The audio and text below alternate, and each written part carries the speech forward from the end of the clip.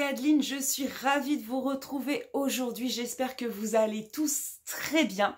Moi, en tout cas, je suis ravie de partager avec vous aujourd'hui sur ce sujet qui est si cher à mon petit cœur, qui sont ces êtres de la nature formidables appelés les élémentaux.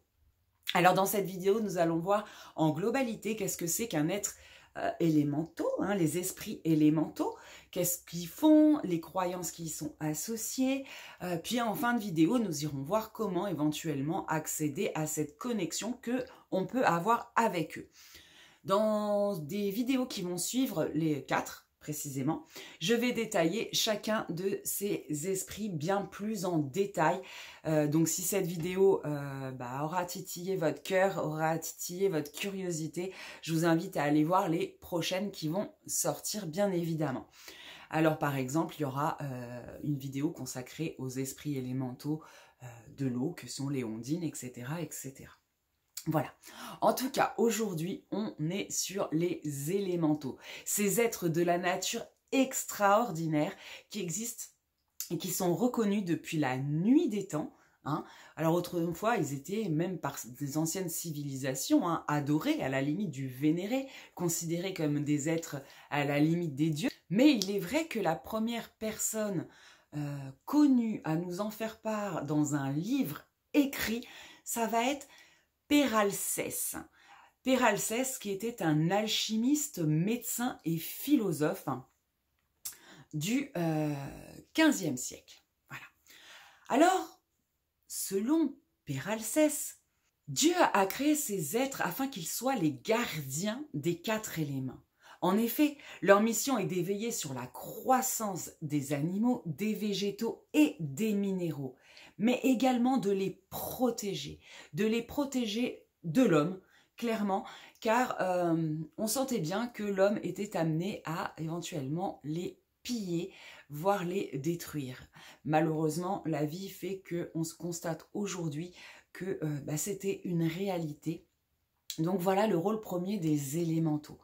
Alors, selon Péralcès, nous allons avoir 4 types d'esprits élémentaux. Les esprits élémentaux qui sont reliés à l'élément eau, qu'on appelle des ondines. Comme vous pouvez voir, ce sont de magnifiques femmes aux cheveux longs. Alors, elles jouent, sachez que certains, y ajoutent également les nymphes. Ensuite, nous avons les esprits élémentaux de la terre, qu'on appelle les gnomes. Alors, ils sont magnifiques, eux, ils sont reliés, ils ont un rôle principal, notamment au niveau des minéraux, mais comme je vous le disais, j'en parlerai plus en détail dans une autre vidéo.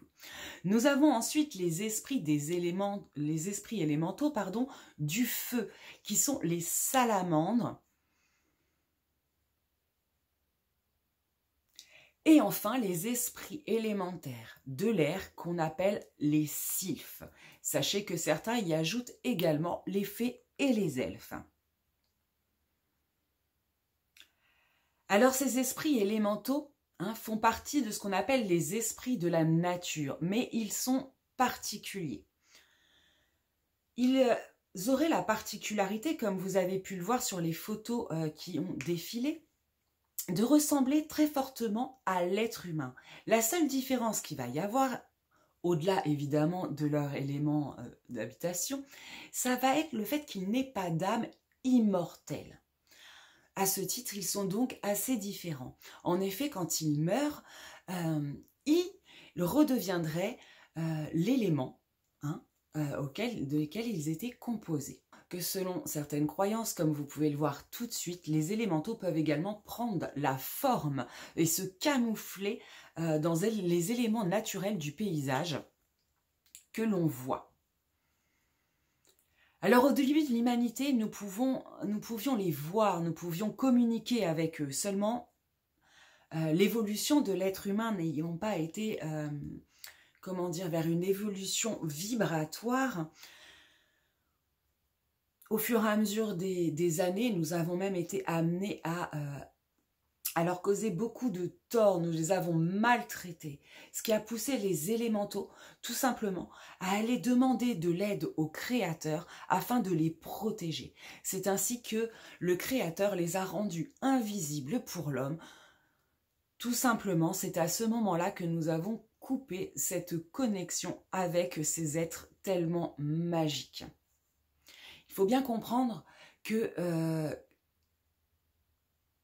ils étaient avant nous. C'est eux qui ont participé à la création de la Terre telle que nous la connaissons aujourd'hui, si riche en eau, en végétaux, que nous commençons aujourd'hui, on est un peu sur le déclin, mais toute cette nature luxuriante, c'est grâce à eux. Les élémentaux ont un taux vibratoire qui est bien plus élevé que celui de l'homme. Selon certains mythes, certaines légendes, on leur attribue des caractères un petit peu difficiles, voire même dangereux pour nous. Mais j'ai envie de vous dire, est-ce que c'est une réalité? Rappelons-nous. Premièrement, leur rôle principal, qui est toujours d'ailleurs, pardon, de protéger la nature, justement des êtres, et surtout les hommes, qui ne la respectaient pas.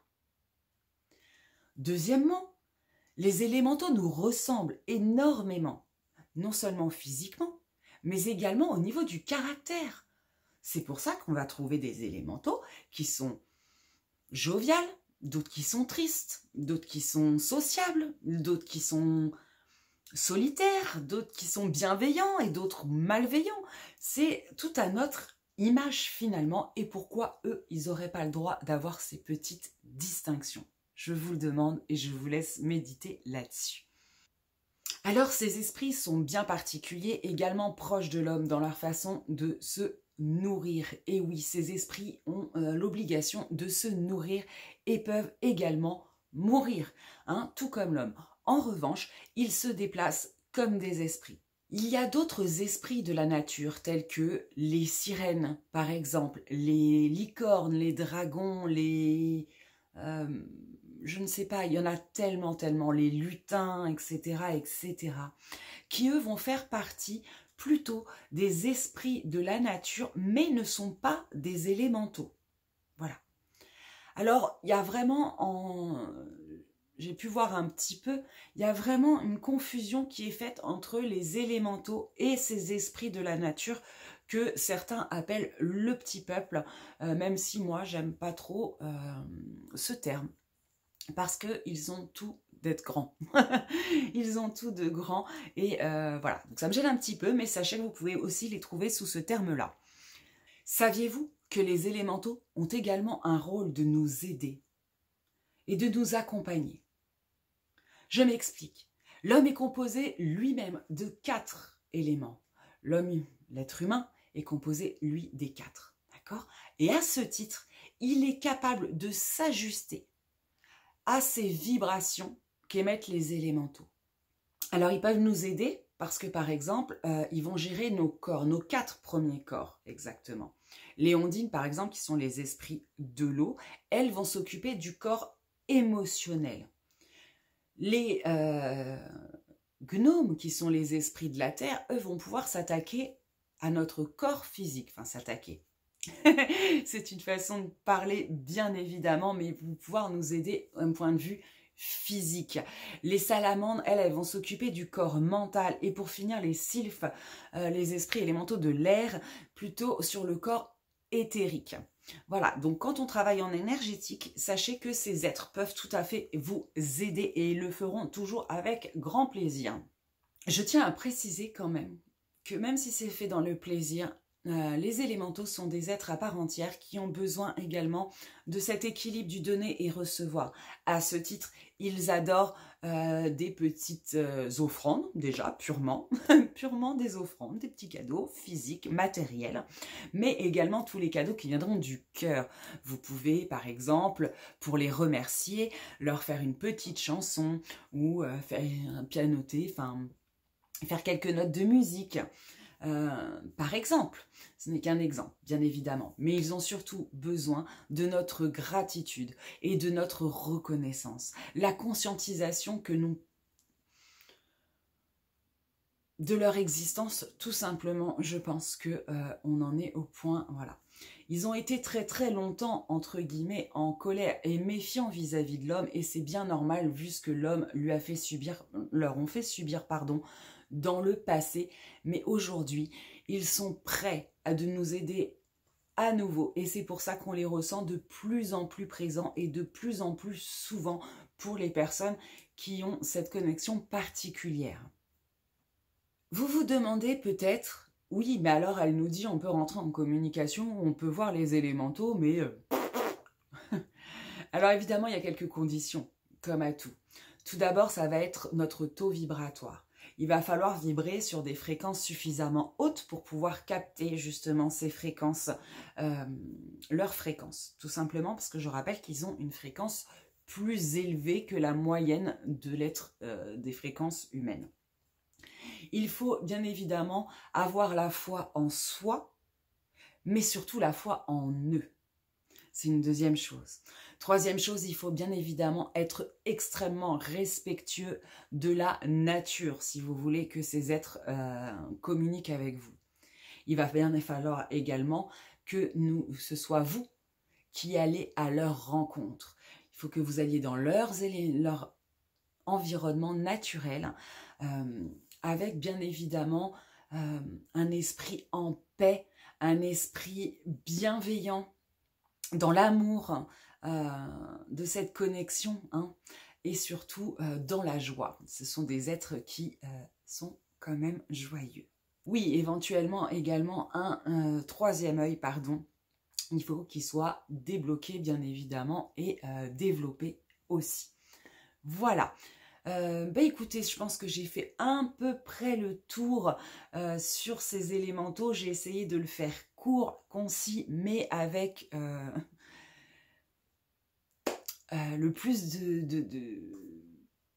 de choses pertinentes pour vous. J'espère qu'en tout cas, elle vous aura plu, non seulement cette vidéo, mais qu'elle vous aura permis peut-être de vous intéresser à ces êtres qui méritent vraiment un intérêt et une reconnaissance de notre part parce qu'ils nous aident depuis toujours.